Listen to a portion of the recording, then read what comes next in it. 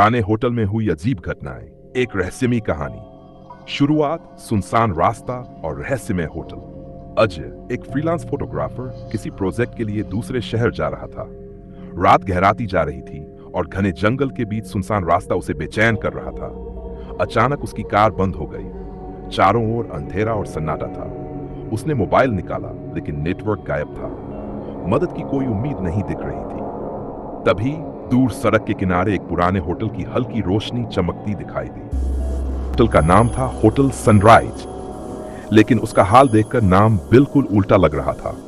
पुरानी खिड़कियां, दीवारों पर जाले और एक सन्नाटा जो हड्डियों तक सिहरन पैदा कर दे। मुख्य दरवाजे पर बैठे बूढ़े मैनेजर ने अजय को अंदर आने का इशारा किया। अजय ने पूछा, क्या यह रात बिताने की जगह मिल सकती है?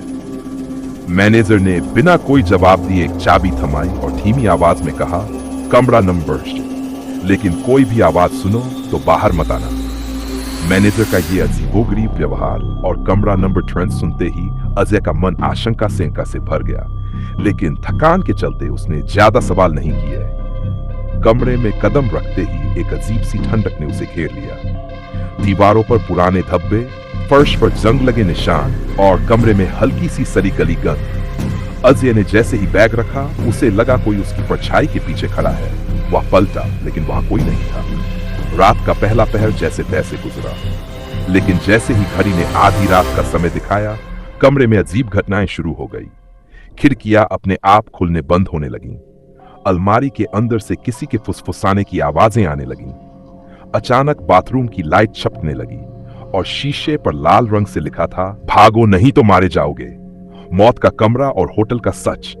अजय का दिल तेजी से धड़कने लगा। उसने हिम्मत जुटाकर मैनेजर से पूछने का फैसला किया। जब होटल के रिसेप्शन पर पहुंचा तो वहां न मैनेजर था, न ही कोई स्टाफ। चारों ओर सन्नाटा और अजीब गंध। तभी दीवार पर टंगी एक पुरानी तस्वीर पर अजय की नजर पड़ी। तस्वीर में वही मैनेजर था, लेकिन उसके नीचे लिखा था, स्वर्गीय बलबीर सिंह, होटल के पूर्व मालिक। अजय के पैरों तले जमीन खिसक गई। जिसे वह मैनेजर समझ रहा था, वह दरअसल एक आत्मा थी। अजय तुरंत बाहर भागने की कोशिश करने लगा, लेकिन होटल के दरवाजे अपने आप बंद हो गए। तभी उसे होटल की छत से किसी के चीखने की आवाज सुनाई दी। उसने डरते डरते छत की ओर कदम बढ़ाए।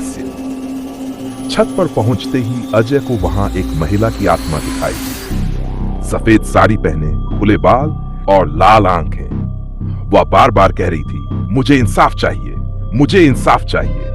अजय ने हिम्मत करके पूछा, तुम कौन हो और मुझे क्यों रोक रही हो? महिला ने रोते हुए बताया कि वह होटल के पुराने मालिक की बेटी थी। उसका नाम सुनीता था और बलबीर सिंह ने उसे जायदाद के लिए मारकर इसी होटल की छत में दफना दिया था। उसकी आत्मा तब से इंसाफ मांग रही थी, लेकिन कोई उसकी कहानी सुनने वाला नहीं था। अजय ने सुनीता की आत्मा से वादा किया कि वह उसकी कहानी दुनिया को बताएगा। जैसे ही उसने ये वादा किया, होटल की सारी लाइट्स बंद हो गई।